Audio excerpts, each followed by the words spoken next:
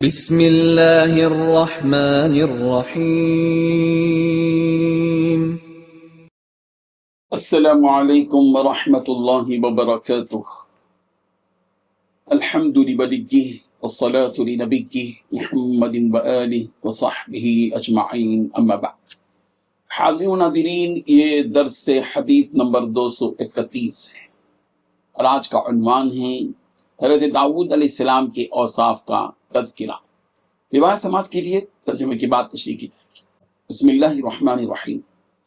عن ابی ہریرہ رضی اللہ عنہ عن النبی صلی اللہ علیہ وسلم قال خفف على داود علیہ السلام القرآن فكان يأمر بدوابه فتسرح فيقرأ القرآن قبل أن تسرح دوابه ولا يأكل إلا من عمل يده، رواه البخاری۔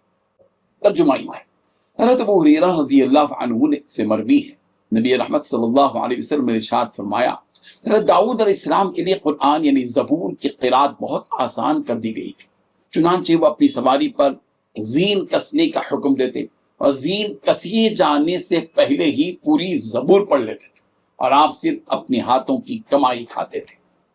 بزرگان محترم، ہم نے یہ حدیث یہاں اس لیے بیان کی ہے کہ اس حدیث میں حضرت داؤد علیہ السلام کے اوصاف جمیلہ بیان کیے گئے ہیں، بالخصوص ان کا زبور کی تلاوت کرنا اور اپنے ہاتھ کی محنت کی کمائی سے کھانا مذکور ہے، اور ہم مختلف انبیاء کرام علیہ السلام کے تذکرے کرتے آ رہے ہیں اور آج حضرت داؤد علیہ السلام کا ذکر ہے۔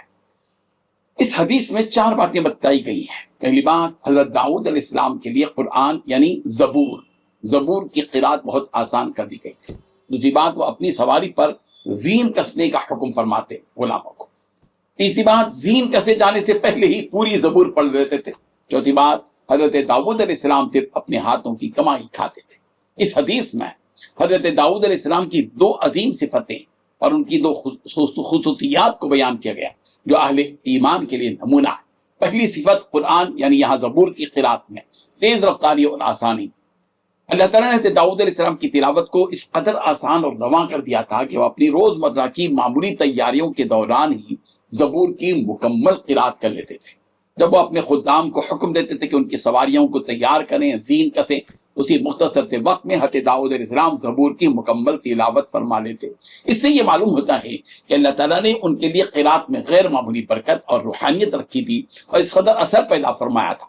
یہ بات ہمیں اس طرح متوجہ کرتی ہے کہ اللہ تعالیٰ کی کتاب کی قرات محض زبان کا عمل نہیں بلکہ دل کا عمل بھی ہے۔ حضرت داؤد علیہ السلام کی قرات میں اس قدر روحانیت تھی اور اس قدر مثالی اثر تھا کہ پہاڑ اور پرندے بھی ان کے ساتھ تسبیح کیا کرتے تھے، جیسا کہ قرآن مجید میں مذکور ہے، وَسَخَّرْنَا مَعَ داود الجبال وَيُسَبِّحْنَ وَالطَّيْرِ، سورۃ الفرقان آیت نمبر 79۔ اور ہم نے داؤد کے ساتھ پہاڑ اور پرندے تابع کیے جو تسبیح کیا کرتے تھے۔ دوسری صفت یہاں یہ بیان کی گئی کہ صرف اپنے ہاتھ کی کمائی کھاتے تھے حضرت داؤد علیہ السلام۔ یہ صفت زہد، قناعت، خودداری اور محنت کی علامت ہے۔ باوجود اس کے کہ حضرت داؤد علیہ السلام بادشاہ تھے اور پوری سلطنت ان کے زیر انتظام تھی، لیکن وہ دوسروں پر بوجھ بننے یا بیت المال سے ذاتی فائدہ اٹھانے کے بجائے اپنی روزی خود کمانے کو پسند فرماتے تھے۔ وہ لوہے کی زرہیں بناتے تھے اور اسی سے اپنی ضروریات پوری کرتے تھے۔ یہ طرز عمل آج کے حکمران اور عام مسلمانوں کے لیے عظیم ترین نمونہ ہے کہ آدمی حلال کمائی پر اعتماد کرے، دوسرے کے مال یا سہاروں پر نہ جیے اور محنت اور خودداری کو اپنا وتیرہ بنائے۔ یہی ہے وہ چیز جس کو دین و دنیا کی جامعیت کہتے ہیں اور عام مسلمانوں کے لیے عظیم تر نمونہ ہے۔ اس حدیث سے ہمیں یہ بھی سیکھنے کو ملتا ہے کہ دینی عبادت جیسے تلاوت اور دنیاوی محنت جیسے کام اور کمائی دونوں کو ساتھ لے کر چلنا چاہیے، یہ اللہ تعالیٰ کو پسند ہے۔ حضرت داؤد علیہ السلام ان دونوں جہاتوں میں کامل نمونہ تھے، اور اس حدیث سے یہ سبق حاصل ہوتا ہے کہ تلاوت کلام الہی میں رغبت اور ذوق، رزق حلال کے لیے ہاتھ کی محنت کو اپنایا جائے، دینی و دنیاوی توازن قائم رکھا جائے۔ کتنے لوگ آج ہیں، داماد ہیں، سسرے پر ڈیپینڈ ہیں، محنت کی خود کمائی کھانے کے بجائے دوسروں سے بھیک مانگتے ہیں۔ کتنے شوہر ہیں جو اپنی بیویوں کی کمائی پر جینا پڑ رہے ہیں، وہ بیچاری محنت کرتی ہے اور یہ بیٹھ کر کھاتا ہے۔ یہ بے مروتی ہے، یہ عزتی کی بات ہے۔ عزت کی بات یہ ہے کہ آدمی الرجال قوامون علی النساء بما فضل اللہ بعضکم علی بعض بعضهم علی بعض۔